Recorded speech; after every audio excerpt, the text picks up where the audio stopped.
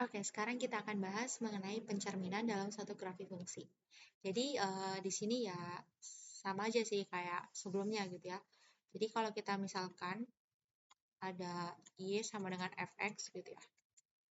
Maka ketika kita melakukan pencerminan gitu ya, pencerminannya itu kayak gini. Kalau ada Y sama dengan min Fx, maka di sini kita akan mencerminkan grafik Y sama dengan Fx terhadap sumbu X gitu ya. Jadi ini bukan sumbu min X ya, tapi sumbu X. Nah, terus kalau ada Y sama dengan F min X, maka kita akan mencerminkan grafik Y sama dengan Fx terhadap sumbu Y gitu ya. Nah, gitu. Jadi, untuk contohnya di sini aku ambil grafik fungsi yang berbeda gitu ya dari contoh sebelumnya gitu ya. Dimana di sini aku ambil dari fungsi ganjil gitu. Y sama dengan X pangkat 3. Nah, gitu ya. Nah, bentuk dari Y sama dengan X pangkat 3, kalau kita buat grafik fungsinya, dia akan menjadi seperti ini gitu ya. Nah, terus di sini kita akan melakukan pencerminan. Nah, di mana kita coba buat Y sama dengan min X pangkat 3. Jadi kita sesuaikan dengan yang ini gitu ya. Maka saat kita akan menggambarkan gitu ya, Y sama dengan min X pangkat 3, maka dia akan um, dicerminkan gitu ya. Dicerminkan terhadap sumbu X gitu. Jadi dia akan turun nih ke bawah gitu, cermin. Nah, gitu. Jadi ibaratnya kayak kalian tuh bercermin gitu di ya di cermin gitu ya, di kaca gitu. Nah, pastinya ya kalian ya akan berhadapan dengan diri kalian sendiri kan di depan kalian gitu. Nah, cuman ini karena dia sumbu X gitu ya, maka ya ibaratnya cerminan itu terhadap air. Nah, gitu.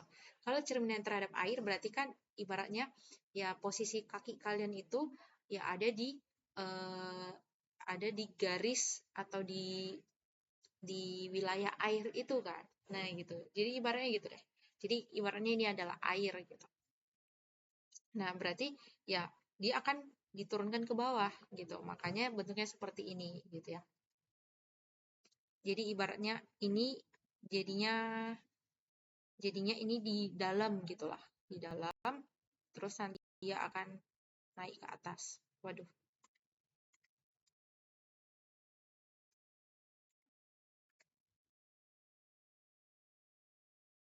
Nah, ibaratnya gitu. Oke. Okay? Nah, sedangkan kalau Y sama dengan min X pangkat 3. Nah, gitu. Berarti kan logikanya Y sama dengan ya min X pangkat 3 juga kan. Nah, untuk gambarnya masih tetap sama gitu ya.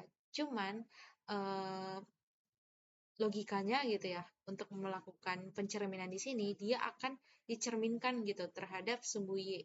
Jadi ibaratnya ya, ketika kalian bercermin ya tadi di depan kalian gitu ya, itu sebenarnya kalian bercermin eh, itu terhadap sumbu Y gitu, karena ya tegak gitu kan terhadap sumbu Y gitu.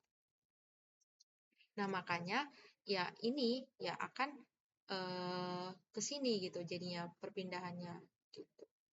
Bukan perpindahan, deng. Cerminan gitu ya, mencerminan.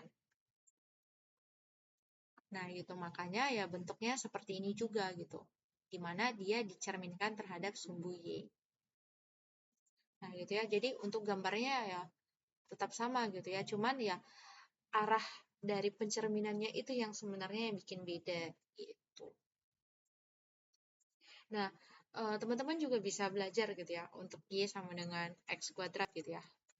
Nah, pasti kalau teman-teman melakukan pencerminan gitu ya, ya pasti eh, teman-teman bisa membedakan gitu. Oh, kalau misalkan pencerminan terhadap fungsi ganjil dan fungsi genap itu gimana sih gitu. Jadi teman-teman bisa coba buktiin sendiri gitu ya, pencerminan untuk Y sama dengan X kuadrat, di mana di sini aku coba buat Y sama dengan min X kuadrat dan Y sama dengan min X kuadrat. Nah, nanti hasilnya teman-teman bisa dapatkan. Terus nanti teman-teman bisa bandingkan gitu ya. Pencerminan ini nanti hasilnya dengan pencerminan ini. Gitu juga dengan ini dan yang ini. Terus nanti teman-teman bisa menyesuaikan juga dengan grafik fungsi fx-nya. Nah, dari situ nanti teman-teman bisa ambil kesimpulan terkait dengan pencerminan dalam suatu grafik fungsi. Gitu ya. Oke, itu dulu mengenai materi tentang pencerminan.